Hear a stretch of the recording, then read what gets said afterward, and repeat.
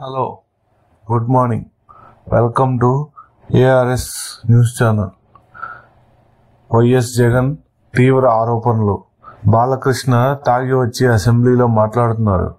సినీ నటుడు ఎమ్మెల్యే బాలకృష్ణపై మాజీ CM YS Jagan Mohan Reddy సంచలన వ్యాఖ్యలు చేశారు.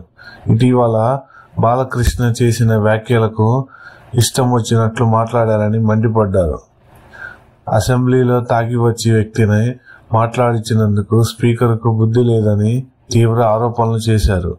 ఈ సందర్భంగా బాలకృష్ణ మానసిక ఆరోగ్యాన్ని కూడా జగన్ ప్రశ్నించారు. సినిమా ఇండస్ట్రీ వ్యవహారంపై ఏపీ రాజకీయాల్లో తీవ్ర చర్చనీయాంశంగా మారిన వేళ తాజాగా జగన్మోహన్ రెడ్డి చేసిన ఈ విమర్శలు తీవ్ర చర్చనీయాంశంగా మారాయి.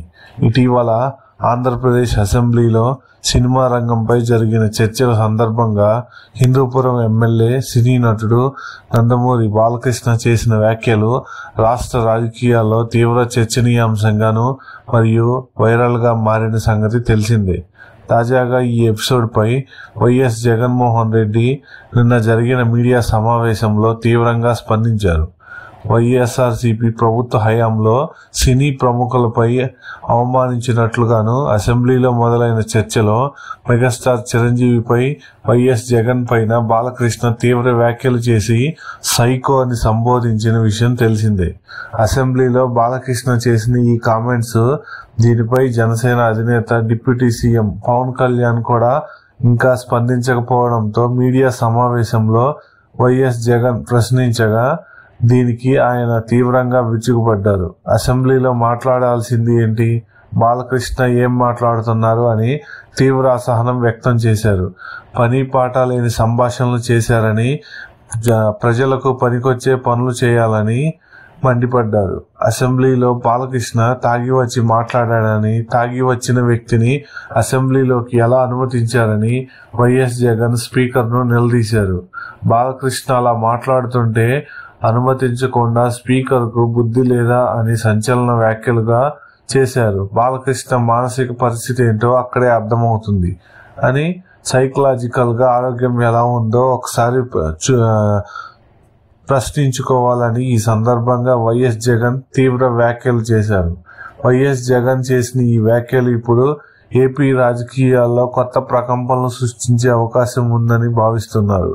కొన్ని రోజుల క్రితం అసెంబ్లీలో బీజేపీ ఎమ్మెల్యే కామినేని శ్రీనివాసరావు మొదలుపెట్టిన అంశంపై నందమూరి బాలకృష్ణ తీవ్రంగా స్పందించారు. మాజీ సీఎం వైఎస్ జగన్ పై తీవ్ర వ్యాఖ్యలు చేశారు.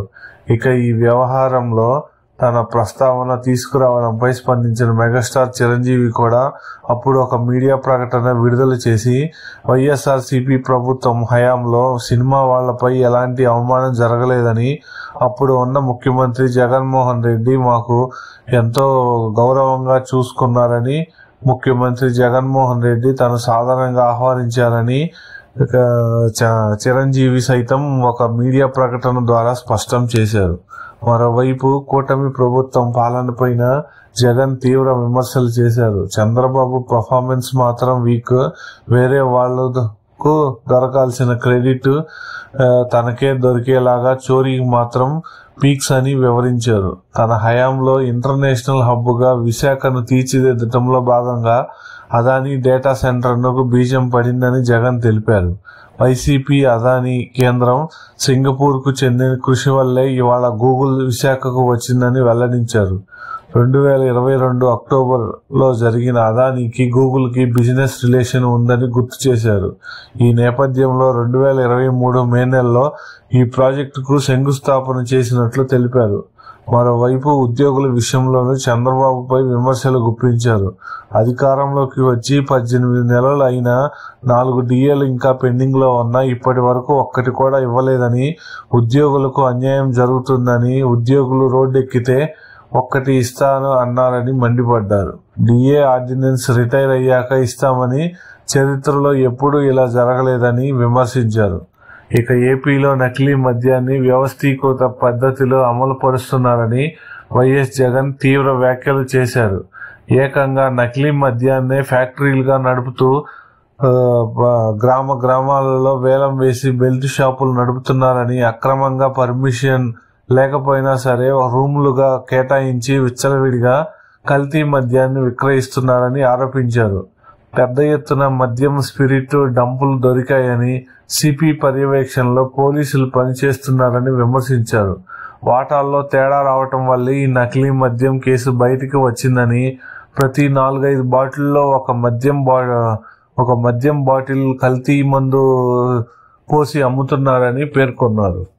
నకిలీ మద్యం కేసులో తమ్మెళ్లపల్లి టీడీపీ అభ్యర్థిగా ఉన్న వ్యక్తి జయచంద్రారెడ్డి, మరో వ్యక్తి అతడి పక్కనే ఉన్న జనార్దన్ రావు, ఇంకో వ్యక్తి కట్టా సురేంద్ర నాయుడు అని వైఎస్ జగన్ వారి ఫోటోలను సైతం మీడియాకి చూపించి వారిపై విమర్శలు గుప్పించారు. జనార్దన్ రావుతో ఒక వీడియో చేయించి అది ప్రచారంలో చేస్తూ జోగి రమేష్ పై చాట్స్ లీక్స్ అంటూ మరికొన్ని వివాదాలను చేస్తున్నారని మండిపడ్డారు. మీ పార్టీ నేత జయచంద్రారెడ్డిని ఇప్పటి వరకు ఎందుకు అరెస్ట్ చేయలేదని వైఎస్ జగన్ సూటిగా చంద్రబాబు నాయుడిని ప్రశ్నించారు. ఆయన పాస్పోర్ట్ ను ఎందుకు సీజ్ చేయలేదని కూడా అడిగారు. ముందుగా సీఎం చంద్రబాబు వీటికి సమాధానం చెప్పాలని వైఎస్ జగన్మోహన్ రెడ్డి డిమాండ్ చేశారు. Thank you for watching.